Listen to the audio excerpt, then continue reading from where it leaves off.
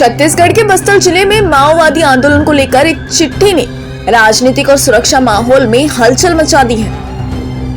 केंद्रीय समिति के अधिकृत प्रवक्ता अभय के नाम से जारी एक पत्र में सशस्त्र संघर्ष बंद करने और 1 महीने के युद्ध विराम की बात कही गई है, लेकिन बाद में पार्टी के विभिन्न अंगों ने इसे न केवल असमर्थित बताया बल्कि पत्र को व्यक्तिगत राय करार भी दिया है।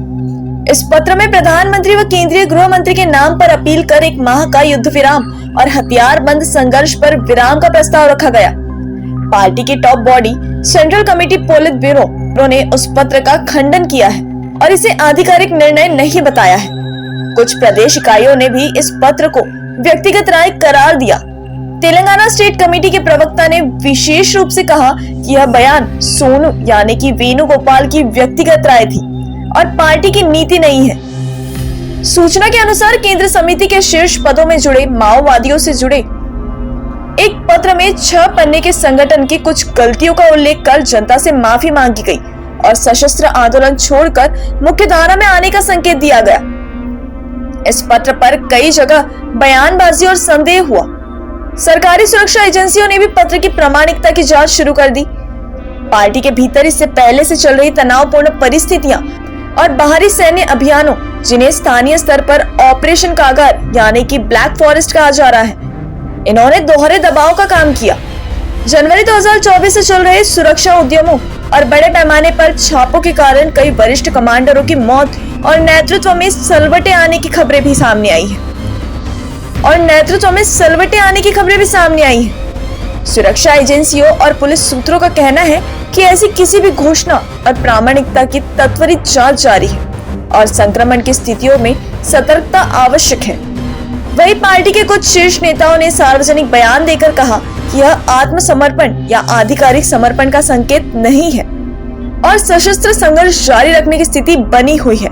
तेलंगाना में माओवादी प्रवक्ता जगन ने 19 सितंबर 2025 के अपने एक प्रेस रिलीज में स्पष्ट किया है कि सोनू द्वारा अभय के नाम पर जारी बयान केवल व्यक्तिगत राय थी और उसे पार्टी की आधिकारिक नीति मत समझा जाए। इससे पार्टी के भीतरी धड़ों के मतभेद उजागर हुए हैं। जानकारी में यह भी आया है कि ऑपरेशन कागार जैसी बड़ी सैन्य मुहिमों से पार्टी को बड़े नुकसान का सामना करना पड़ा है और वर्ष 2024-25 में हिंसक घटनाओं व गोलीबारी में तेजी रही। कुछ मानवाधिकार व नागरिकों के समूह ने सशस्त्र कार्रवाइयों के दौरान नागरिकों पर बड़े प्रभाव की भी चिंता जताई है। ऐसे परिवेश में किसी भी तरह की समर्पण या विराम की खबरें संवेदनशील होती है और व्यापक असर डालती है।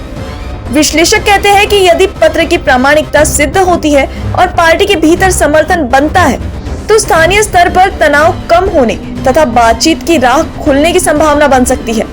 दूसरी ओर केंद्रीय समिति और कई स्टेट इकाइयों द्वारा स्पष्ट खंडन यह दर्शाता है कि फिलहाल पार्टी ने आधिकारिक तौर पर हथियार डालने या संघर्ष बंद करने का निर्णय नहीं लिया है और इससे उत्तराधिकारी विवाद व विभाजन और गहरा सकता है।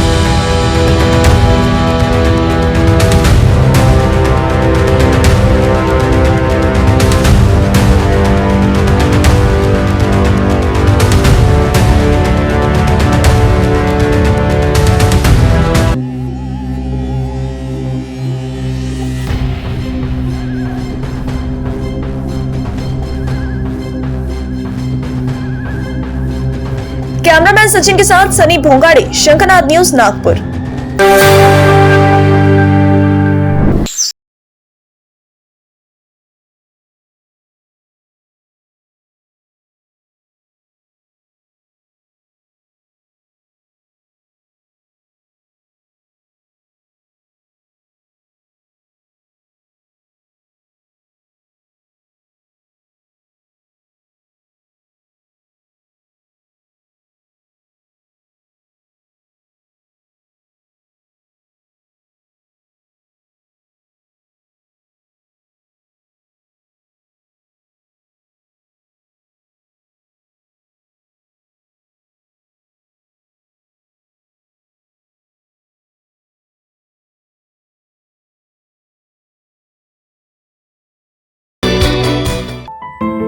महाराष्ट्र की फेवरेट प्राजक्ता माली करेगी दोपहर 12 बजे महल रोकड़े ज्वेलर्स की ग्रैंड ओपनिंग। सुबह सुबह 6 बजे सिल्वर और गोल्ड की ज्वेलरी मेकिंग चार्जेस पर मिलेगा फ्लैट 60% ऑफ। जैसे जैसे घड़ी आगे बढ़ती जाएगी ना, वैसे वैसे 5% डिस्काउंट कम होता जाएगा। दोपहर 12 बजे से मिलेगा फ्लैट 30% ऑफ। डायमंड ज्वेलरी की मेकिंग चार्जेस पर मिलेगा 100% ऑफ। और इस सेलिब्रेशन में लगाएंगे 4 चांद सोनाली कुलकर्णी के साथ शाम 5 बजे।